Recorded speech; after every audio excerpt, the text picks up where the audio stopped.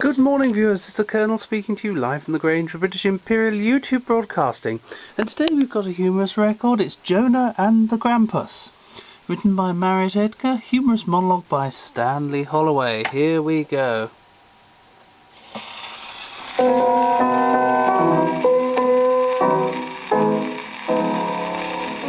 I'll tell you the story of Jonah, a really remarkable tale. A peaceful and humdrum existence he had, till one day he went for a sail. The weather were fine when he started, but later at turn of the tide, the wind started blowing, the water got rough, and Jonah felt funny inside. When ships started pitching and tossing, Joe tried hard his feelings to smother. At last he just hung his head over the side, and one thing seemed to bring up another. When sailors saw what he were doing, it gave them a bit of a jar. They liked to see trippers enjoying themselves, but thought this here were going too far. Said one, "Is there naught we can think on to stop you from feeling so bad?" And Jonah said, "Lift me over the side and chuck me in, there's a good lad." The sailor, he weren't one to argue. He said, "Happen you know what's best." So he picked Joe up by the seat of his pants and chucked him in as per request. A Grampus came up at that moment, and seeing as Joe were hard set, it swam alongside him and opened its mouth and said, "Come in, lad, out of the wet." Its manner were kindly and pleading, as if to say RSVP. Said Jonah, "I've eaten a kipper or two, but I never thought one would eat me." The inside of Grampus surprised him. 'Twas the first time he'd been behind scenes. He found accommodation were ample for one, though it smelled like a tin of sardines.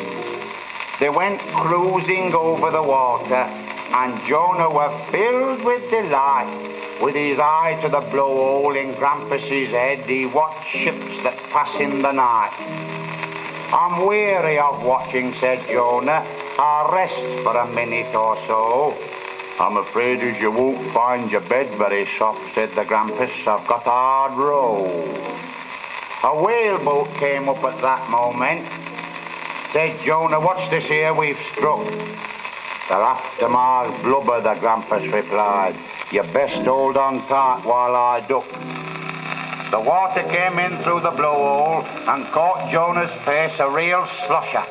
He said, "Shut your blowhole." And Grampus replied, "I can't, lad, it wants a new washer." Joe tried hard to bail out the water, but found that his tasks were in vain. For as fast as he emptied slops out through the gills, they came in through the blowhole again. When at last they came to the surface, Joe were reading his accident policy. He put down his reading and took a look out and found they was grounded off Wallasey. Said Grampus, "We're in shallow water.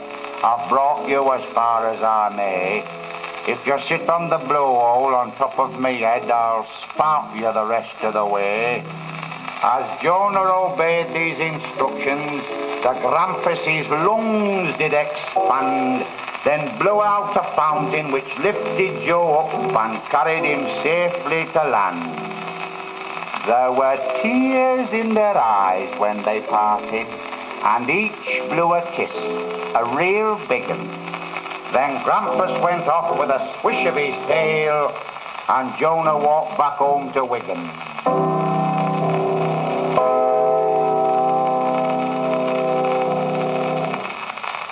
Well, another one of Stanley Holoway's wonderful monologues there, viewers. I haven't heard that one before. Thank you and goodbye.